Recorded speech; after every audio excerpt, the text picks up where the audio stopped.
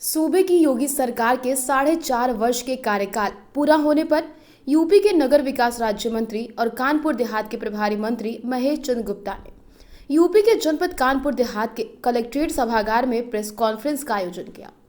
प्रभारी मंत्री महेश चंद्र गुप्ता ने प्रेस कॉन्फ्रेंस में जमकर योगी सरकार के 4.5 साल की उपलब्धि गिनाई। जनपद में हुए विकास कार्यों को गिनाते हुए प्रभारी मंत्री महेश चंद्र गुप्ता ने कहा, योगी ने शपथ लेते ही किसानों का कर्ज माफ किया। इसके साथ ही योगी सरकार में यूपी का तेजी से विकास हुआ। इतना ही नहीं, प्रधानमंत्री शहरी और ग्रामीण आवास योजना, मुख्यमंत्री आवास योजना के तहत गरीबों को बिना किसी भ्रष्टाचार और पक्षपात के आवास देकर छत प्रदान की गई। प्रधानमंत्री और मुख्यमंत्री अन्य योजना के तहत गरीबों को निःशुल्क खाद्यान्न दिया गया। योगी सरकार में 4.5 साल में सूबे के हर प्रकार के माफियाओं पर कड़ी कार्रवाई की गई। सूबे में तेजी से अपराध कम हुआ। अपराधियों के खिलाफ या तो कार्रवाई हुई या तो प्रदेश छोड़कर भाग गए। स्वास्थ्य को लेकर शिक्षा में भी तेजी से काम हुआ। सभी क्षेत्रों में विकास ही विकास है। किसानों के लिए काफी कार्य किए गए। किसान सम्मान निधि, कृषि अनुसंधान केंद्रों का निर्माण, ऋण माफी, एमएसपी में बढ़ोतरी सहित कई काम किए गए। प्रभारी मंत्री ने पूर्व सीएम अखिलेश यादव सहित विपक्ष पर जमकर निशाना साधा। 4.5 वर्ष में इतने विकास कार्य हुए हैं, किसी भी क्षेत्र में देखो उसमें हमारे विकास कार्य हुए हैं। और किसान के बारे में देखी जाए तो वास्तव में किसान के बारे में इतना हमारी सरकार ने विकास किया है। जो किसान बेचारा पहले ऋणग्रस्त था और आत्महत्या को मजबूर हो जाता था, आज हमारे किसानों के लिए सरकार ने इतना किया है, उनका ऋण माफ़ किया है, उनके लिए किसान सम्मान निधि है, विभिन्न प्रकार के कृषि विज्ञान केंद्र हैं।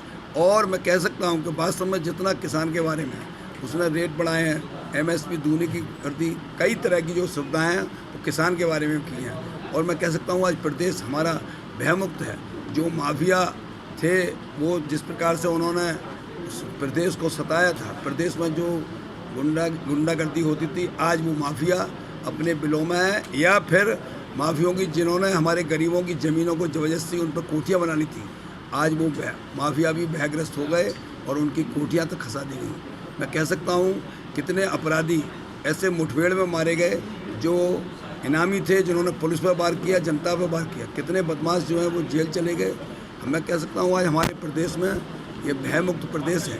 अभी कोरोना वैश्विक महामारी में जिस प्रकार से प्रदेश में टीकाकरण नंबर 1 पर है, जाँच नंबर 1 पर है। और मैं कह सकता हूँ देश के अंदर सबसे ज़्यादा यानी एक किस्म से इतनी मेहनत हमारे माननीय मुख्यमंत्री जी ने कोरोना में संकट रहते हुए कार्य किया है कि आज कोरोना हमारे उत्तर प्रदेश से समापन की हो रहे हैं। मैं कह सकता हूँ हमारी जो आस्थाओं के केंद्र हैं वो सब आज इस प्रकार से हो रहे हैं जैसे हमारे राम मंदिर 443 साल के बाद आज हमारे राम मंदिर का जो निर्माण हो रहा है। आज अयोध्या में जिस प्रकार दीपोत्सव मनाया जाता है, भगवान कृष्ण की कृष्ण जन्माष्टमी बहुत अच्छे ढंग से मनाई जाती है। बनारस में देव दीपावली, हर हमारे आस्था के जो केंद्र हैं, आज सड़कों के बारे में देख लीजिए किस प्रकार से सड़कें बन रही हैं। और मैं कह सकता हूँ एक्सप्रेस वे, कई 5 तरह के एक्सप्रेस वे बन रहे हैं हर क्षेत्र में। जो मैं कह सकता हूँ जानकारी मतलब आप बताएंगे कि प्रदेश हमारा बहुत अच्छे स्तर पर है। और इससे बड़ी खुशी की क्या बात होगी, हमारे प्रदेश के मुख्यमंत्री को विदेशों के सांसद ये कहते हैं, ऑस्ट्रेलिया के सांसद कहते हैं कि ऐसे मुख्यमंत्री को हमारे यहाँ कुछ दिनों को दे दीजिए जिससे हमारा देश भी सुधर जाए। तो मैं कह सकता हूँ कि वास्तव में हमारे प्रदेश में इतना विकास हुआ है।